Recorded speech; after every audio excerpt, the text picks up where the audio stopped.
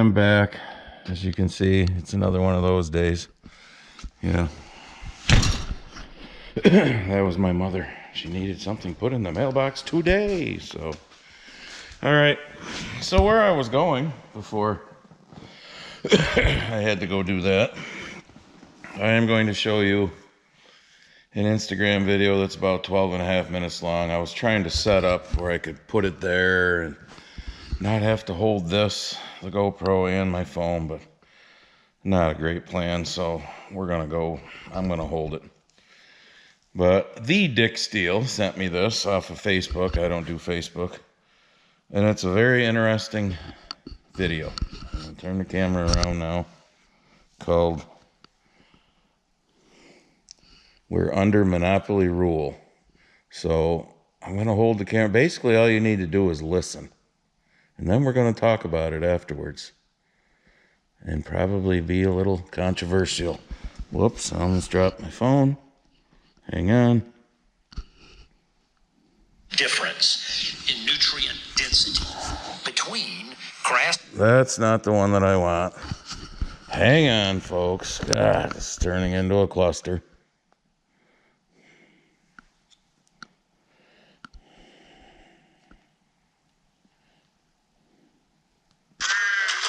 Here we go. Just say I was at all soybeans at $150 an acre loss.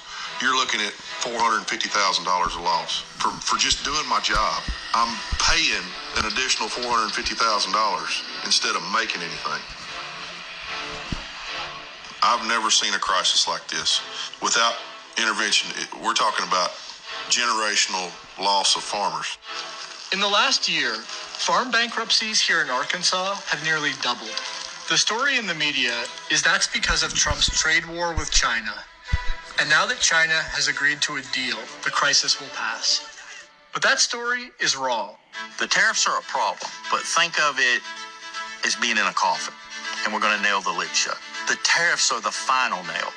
This crisis was here before he did the tariff thing. This is a crisis that's been building for decades. Farmers here told us a bigger story. A handful of companies have built a global system in which they always win, and American farmers are lucky to break even. All supported by our tax dollars. Sorry if They're I'm just laundering shaking. tax money. None of it stays in the local community. And while our farmers are dependent on growing crops for countries like China, we import more of our food than ever. The bigger story is we're very vulnerable to the whims of other countries. With thousands of farmers on the brink, we wanted to know, how did this happen? And if a deal with China won't save American farmers, what will?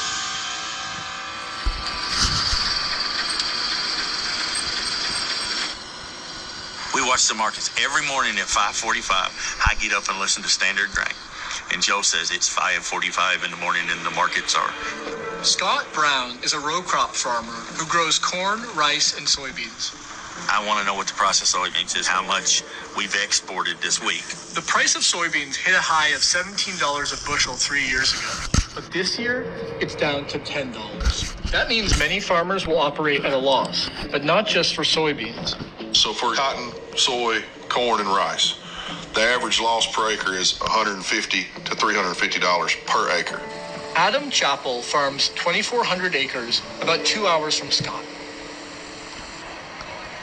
In September, Adam and Scott attended a meeting called for farmers to speak to their federal representatives. Hundreds of farmers from across the state came to voice their concerns about the current state of farming. It was a three-day notice on this meeting. We went from having 15 to 20 people to over 500. We were in the start of harvest. For 500 farmers to get off of combines and go stand in a meeting is a big deal. It was like a funeral in there. This is generations of farms teetering on the brink. I'm in the worst shape right now that I've ever been in. 5 of my customers have committed suicide. That's how serious that is.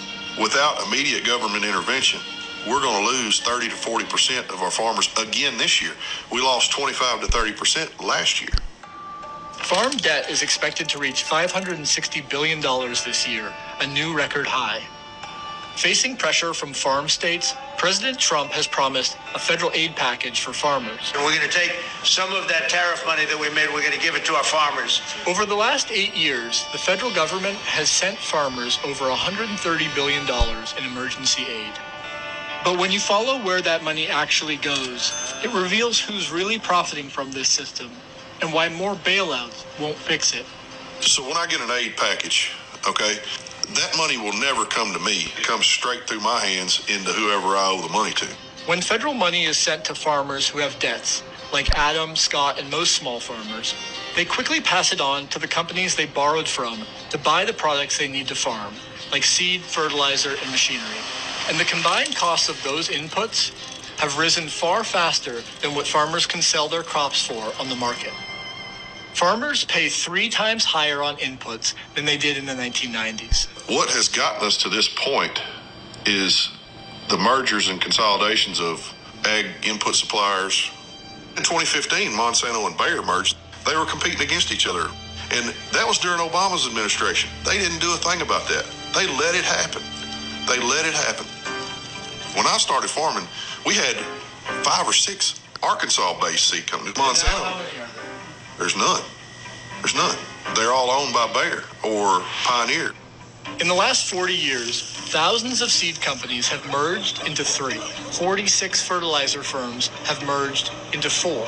And just 2 farm machinery companies dominate the markets for tractors and combines. Just for easy numbers, say I'm going to make $500 an acre gross on an acre of whatever. Well, those companies know that, and they will price their stuff up to like $490. The lack of competition is the reason they can keep those prices inflated, and there's nothing we can do about it. That ability to raise prices is a big part of why, while farmers are just breaking even, major input companies maintain steadily high profit margins. I'm calling whatever the heck is happening in the world of agriculture a bull market of insane proportions. They're going to push us up to the brink, and then when they tip us over the edge, they're going to go to the taxpayer for the balance. Instead of lowering their prices and taking a cut in their margin, they're just laundering tax money.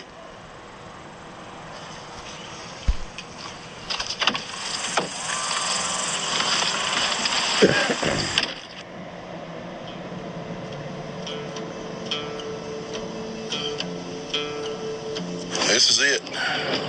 That's the old elementary school. All the schools are closed now, but that's what's left of the elementary school.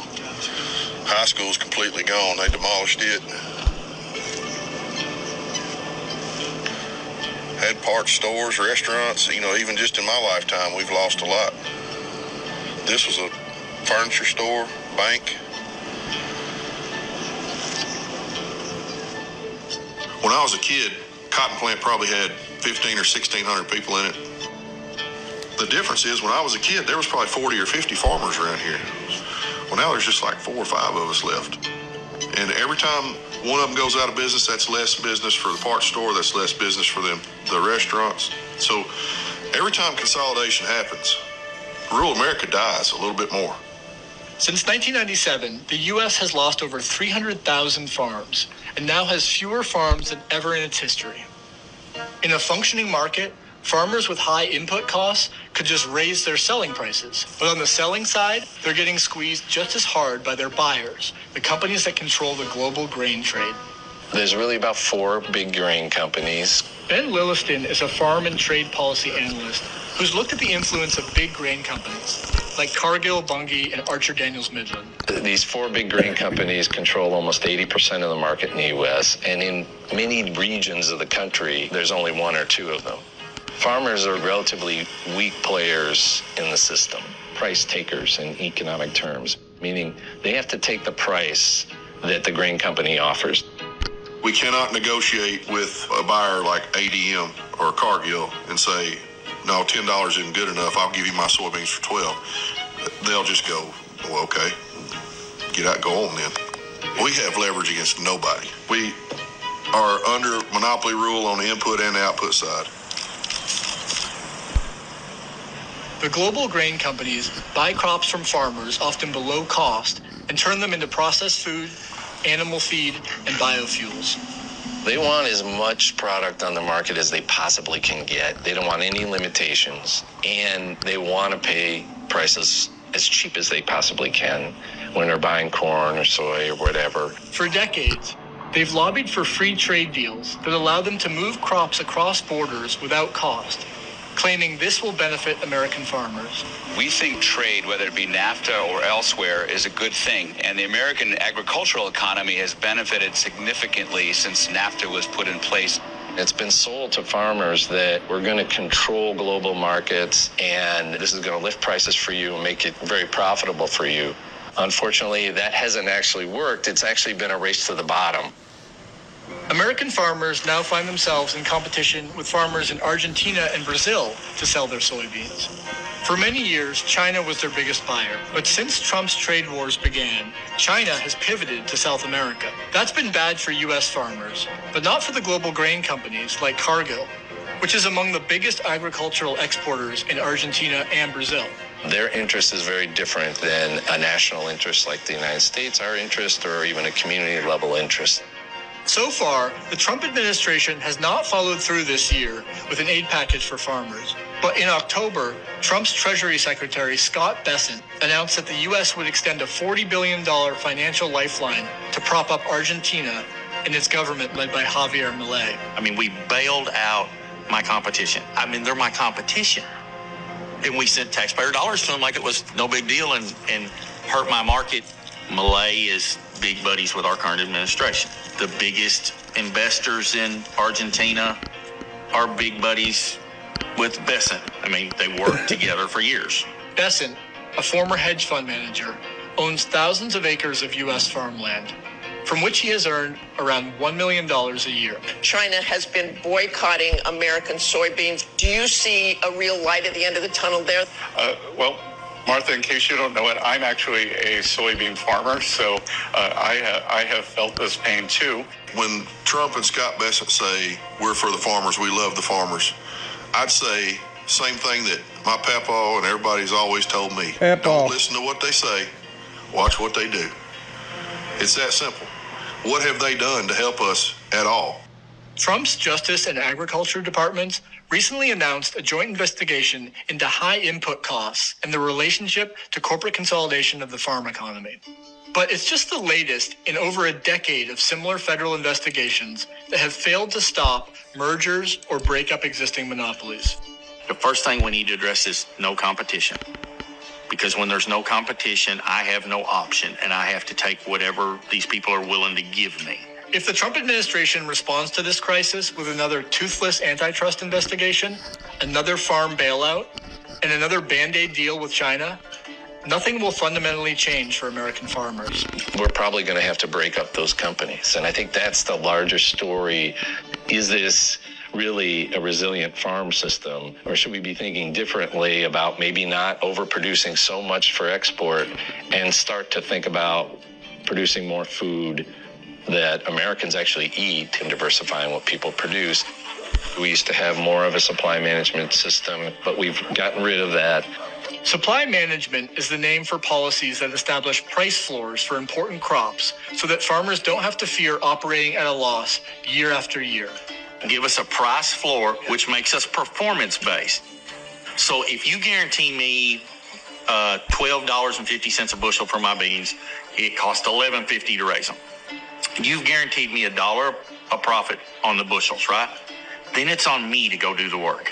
I go make the bushels so that I increase my profit. Would that not make more sense? Would that not kind of end the bailout program if you had a floor?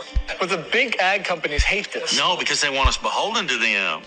Cargill and ADM is forced to pay farmers fairly in the market versus taxpayers having to subsidize. One study found that a supply management system could have saved taxpayers nearly $100 billion in farm aid payments over 2 decades. Instead, that money largely flowed through farmers to some of the world's largest corporations. We need to think about what's best for farmers, what's best for rural communities, the workers in the system, and consumers. And right now we have a system that's what's best for global grain companies, global meat companies, and the input suppliers.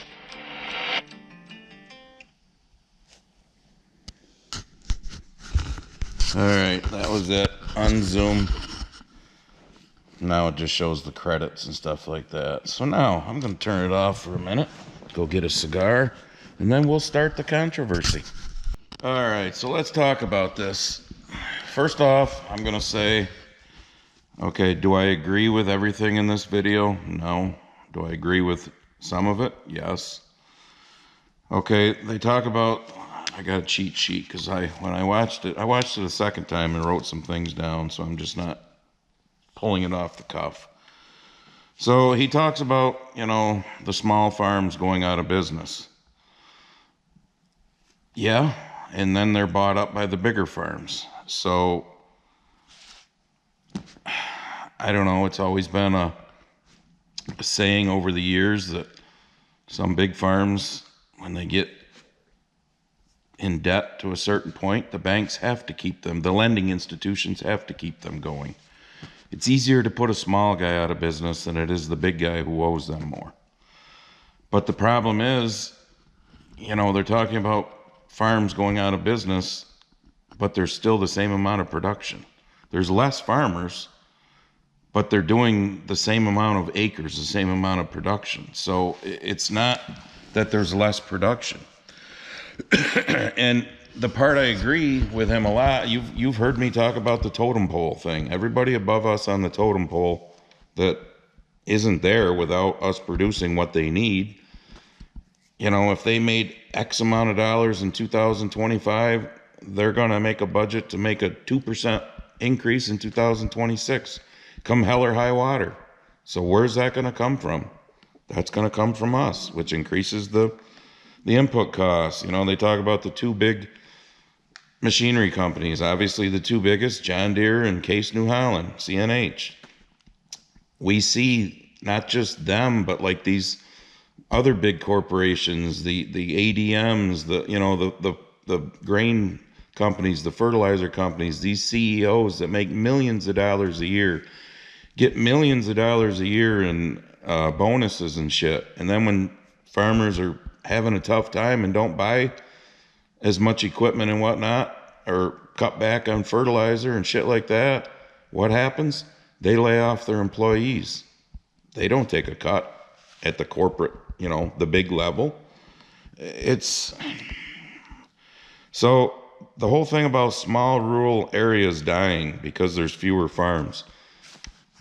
Yeah, that part is true to a certain extent, because the less people you have doing a job, doing a profession, the less people that are going to your local hardware or wherever, your local, if you have a grocery store or something like that, a diner, but especially the businesses like a hardware store or a small machinery store or a guy who does welding or something like that. So yeah, rural America has definitely been changing over the years. So here's one to think about, though, the South America thing. South America and us have two different growing seasons. While we're harvesting, South America is getting ready to start planting. While they're harvesting, we're getting ready to start planting. Yes, China turned to South America for soybeans, but they've always bought soybeans from South America. They bought more during the trade war, absolutely. But if they need a year-round supply, they have to buy from both because of the different growing seasons. When we're running out of soybeans to sell here, they're ramping up. They have their most. Like I said, when we're harvesting, they're planting. When we're planting, they're harvesting type thing. So, and as far as the $40 billion bailout, as far as I know, 20 of it was definite. It was a currency swap, dollar for peso. The other 20 was supposed to be private funding that I don't think has ever happened yet. Will it happen? I don't know, but I don't think it's happened yet. I don't know. Don't quote me. But, and as far as why, one of the reasons why they can come up with all the reasons they want. I don't disagree with them on some. But I know one reason why that I read was China had put $18 billion into South America because China wants the rare earth metals that are in South America. You know, the things that are in all of our phones and shit like that. So Trump is trying to keep China out of South America because, do y'all remember here just recently when China threatened the United States because China has a bunch of the rare earth minerals that we need, and China was going to withhold all that? Is it right or is it wrong? I don't know. I don't know the answer to any of this stuff. But this Malay is supposed to be a conservative, and we have companies that invest in South America. So just like companies from around the world invest in us, I'm not saying it was right. I'm not saying it was wrong. I don't know the answers to any of this stuff. But so as far as NAFTA goes, that was under Bill Clinton. You make your own decision. Was it good? Was it bad? It's kind of like the soybean checkoff, which most of you non-farmers don't have a clue what I'm talking about. You know, when we sell a load of soybeans, X amount of dollars, X amount of cents per bushel gets subtracted from that load of soybeans for the soybean checkoff, which is there to help promote soybean sales around the world and different uses for soybeans. How about you give that back to us, because you're not doing a very good job of it. But the whole rare earth metals things scares me a little. But so here's another thing that, and you guys can look this up too. Kellogg's. Everybody knows Kellogg's. Kellogg's cornflakes. So Kellogg's cornflakes, and don't quote me because in different regions of the country, the cost is going to be different. But I used DuckDuckGo, not Google. I did a simple search, and for a 12-ounce box of Kellogg's cornflakes, it's like $6 a box. Now, it might be 5 where you live, it might be 7, okay? We're going with 6 because that's what I looked up, and I think it was off of Amazon. You could get it. In that $6 box of Kellogg's cornflakes, the farmer's profit portion of that is 9 cents. 9 cents. Kellogg's themselves says they can take 1 bushel of corn, which for you non-farmers is 56 pounds, and they can make 38 of those boxes of cornflakes. So 1 bushel of corn, 56 pounds, they can make 38 boxes. At $6 a box, what's that, $228 they've made off of those 38 boxes of cereal? And at 9 cents, let's just say 10 cents for easy math, 10 times 38 is $3.80. So they're making, so that'd be $3.42 at 9 cents, right? Yeah, I think. So they're making $220 some, and the farmer's making $3 and something out of that cornflakes. All right, let's say we need to do something about this. You know, government needs to step in. Here's the part. I'm gonna relight my cigar and get up, because I just can't sit still. So here's the part I struggle with. The haters love to come in. Oh, you get your socialist check from the government and all this. I agree the whole input cost thing is what's killing us. So does the government step in and say, okay, companies, you can't do, okay, Kellogg's, that 9 cents that the farmer gets, that should be 20 cents. They should get 11 more cents. Who's gonna eat that 11 cents? Is it gonna be Kellogg's? Or is Kellogg's gonna raise the price of the box of cereal now from $6 to $6.11? So that you, the consumer, eats that? Or do we want the government to step in and tell Kellogg's, no, you can't raise your price? Do we want the government to step in and say, fertilizer companies, seed companies, chemical companies, machinery companies, all you companies, this is all you can charge? Okay, for you haters that hate us farmers because we get our, socialism government checks, isn't that kind of, what ism are you okay with living with, I guess? Because doesn't that push us more towards a socialism or communism type country when the government is going to regulate both ends, our end and the you know, our end as far as what our profit can be and their end as far as what they can charge? I don't know the answers, folks. I'm not promoting these government payments. I hate them. It just, I fear that you take away the government payments and you don't have an ism to control these companies, then their prices are going to continue to go up to the end user, you people. I don't know the answers. I don't have a clue other than this is a problem that's been going on for decades. You know, like I said, we had NAFTA under Bill Clinton. Was that worth anything? I don't know. What I do know is for those that blame everything on Trump, here's what cracks me up. It's like NAFTA under Bill Clinton. Okay, he signed it into law, but didn't it have to go through Congress? Bill Clinton couldn't just say, okay, we're doing NAFTA because I said so. Those of you who hate Trump so bad, you know, oh, $37 trillion in debt, everything is Trump's fault. The man's been in office for less than 5 years. He served a 4-year term, got out, now is back in, hasn't quite got through his first year yet, and everything that's wrong with this country is Donald Trump's fault. What about the people that have been in Washington, D.C. for 20, 30, 40 years? Sleepy Joe shits his pants there, bragged about how he's served this country for 50 years in Washington, D.C. None of it's their fault? I don't know.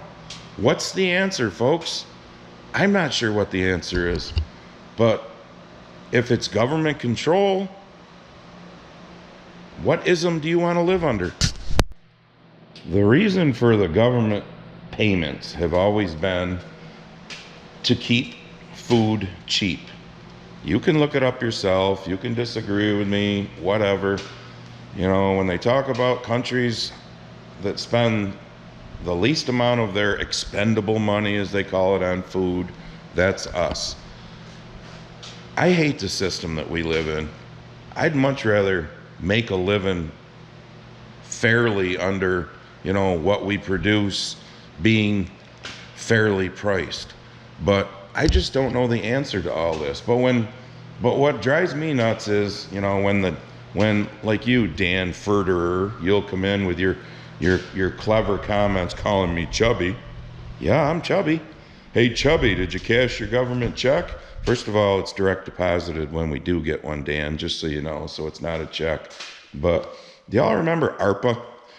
The American Rescue Plan Act under Biden for, you know, during COVID, or the PPP, the payroll protection plan there, or whatever, where ARPA, which you probably don't know, your town, your county, your state, got millions of dollars from the government to recover from, you know, shutting down and ruining our economy, which Trump, if you recall, said don't do that as he was leaving office. But my county right here, Cayuga County, 75,000 people. I got off the legislature on December 31st, 2023. We got like $14 million. That was our county. There's like 29 towns in our county. They all got money. But they restricted what you could spend that $14 million on. You know, you couldn't spend it on sensible things like paying down debt or just doing stuff that made sense. No, you could create a new position that was needed, you know, and like I would argue, where's the money going to come to pay that position when all of this money disappears? And now our county is looking at a 12.5% tax increase this year. Yeah, great, ain't it? PPP, my cigar went out. PPP, the payroll protection. 90%, I think it was like $800 billion went into that. and 90% or more of that was forgiven. In other words, all those businesses, whether they were small, had half a dozen employees, however many employees, versus ones that had hundreds of employees, that was all 90% or more of it was forgiven. They were given that money to basically keep the business going, pay the payroll, keep the lights on, and then that was forgiven. Well, who paid for that? Obviously the taxpayers. Isn't that a subsidy? We live in a subsidized society. But if farmers get one, the hate comes out just phenomenal. The hate comes out. But every day, whether directly or indirectly, some sort of subsidy affects all of us.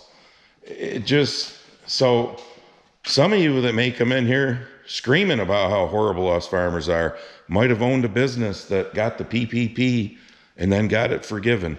Is that not a subsidy? That's my question. So I don't know the answer to this problem. I don't. The answer probably isn't to continue with these stupid bailout things.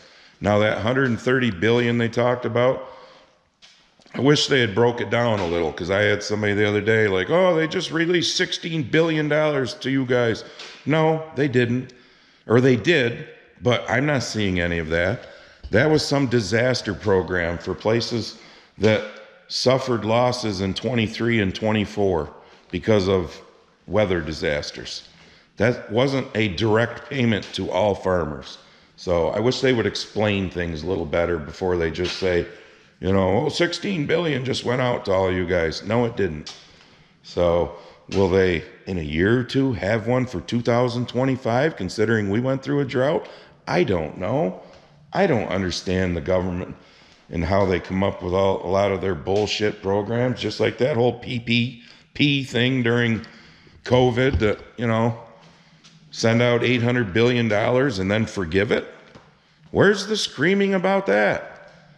But farmers have got 130 billion over the last 8 years, according to this video.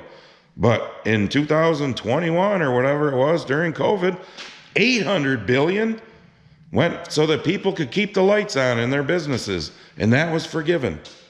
Where's the screaming on that subsidy? Because that's still a subsidy, folks.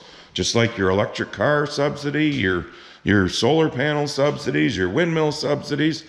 Every day is a subsidy encounter, basically.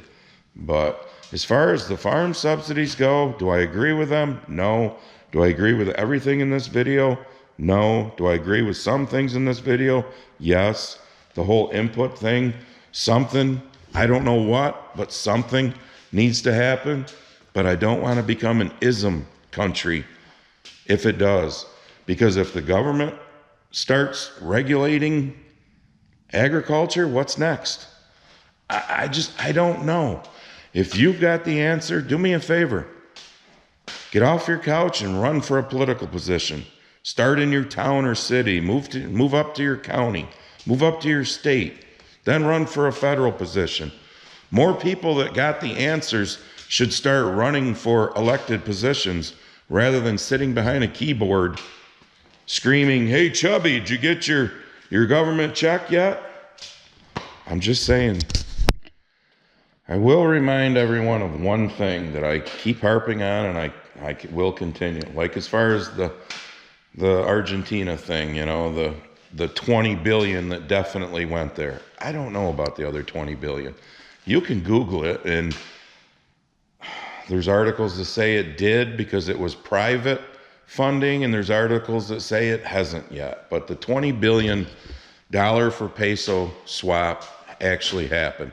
I read one thing where it said we made a little over a 2% return on our money for that. I don't know. What I do know is Trump's trying to keep China out of some of these places, because who's our number one adversary in the world right now? China. Okay, China has supposedly made this deal with the United States. They have started buying soybeans, which is why soybeans have gone up around $1 a bushel. They're supposed to buy 25 million tons for each year for the next 3 years. I guess we'll see, because who can trust China? But the one thing I'm going to say, and I'm going to continue to say, back at the 1st of October, 2 months ago, the price of soybeans and corn were higher than what they were in 2024, the 1st of October in 2024, when Trump wasn't in office. There was no trade war going on in 2024. The election hadn't even happened. Prices were higher. Let that sink in. October 1st this year than they were October 1st of 2024, yet we're supposedly looking at a record crop for 2025, which I think is bullshit with the way the weather was around the entire United States. You know, so for every great spot, there was a shitty spot. For every good spot, there was a bad spot. When you equal it out, seems like average would sound about right, not record. But why? Why was the price higher this year than last year when you're staring at a so-called record crop and trade wars? And now the price is actually better than what it was in the 1st of October because of the trade war being resolved. Is that a good thing or a bad thing? I like the fact that prices are going up, but here's one of the huge problems, okay? And every farmer, well, I won't say every because I won't speak for everyone, but majority of farmers, including myself, are guilty of it. Back when corn hit record prices of between $7 and $8 a bushel, soybeans got up to 17. Farmers went out and actually helped the economy by spending money. They replaced equipment that needed to be replaced. You know, built a building that they been needing to build but couldn't afford to. And then all of a sudden the prices went to shit. Well, we still have to pay for those things. You know, what did interest rates do? So anybody who borrowed money, all of a sudden interest rates doubled because of inflation. You buy a vehicle, you get a monthly payment. Farmers buy equipment. You know, there are some that probably can afford to pay cash for things, but most finance things. And then all of a sudden interest rates go up. And then all of a sudden you have 2, 3, 4 years in a row of shitty prices after those good prices. You still got to pay for those things. There's a lot of farmers that wish they didn't buy. I wish I hadn't bought a combine when I bought one in 2022. I'd rather have that money in the bank right now for these low crop price times.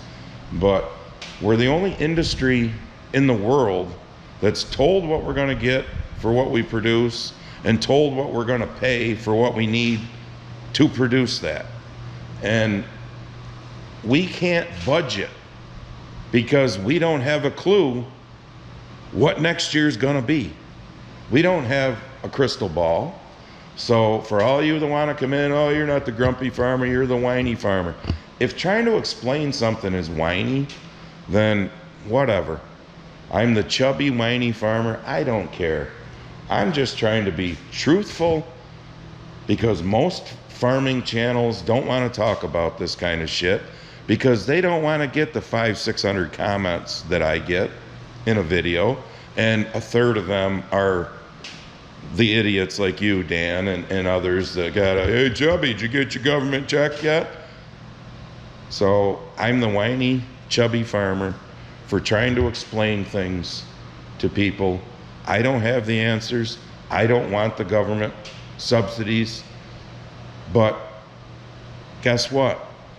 If they have one, I'm not going to turn it down, because that's the other thing that everyone says, well, you can just not take it then if you don't believe in it. Yeah, so that I'm at a disadvantage compared to all the other farmers around me that do take it, right? I'm sure if you were in the same situation, you'd you know, it's the principle of it. Yep. So until you walk in someone's shoes, you know, that old saying. But all right, here's your one more thing. I got the date right. It's December 2nd actually. But so push on the Grumpy Farmer apparel link, and I know most people won't even watch all of this video because it's too long, but I hope you do. And I hope if anybody's got any answers, let me know. run for a political position and figure this out. But I know hating on farmers is not the answer. Okay, I know I'm biased because I am one, but this is probably the longest video I've ever put out, and I'm sorry for that. I'm gonna try and keep them shorter, but I wanted to show that video, and I wanted to put some commentary to it at the end. We'll see you in the next one.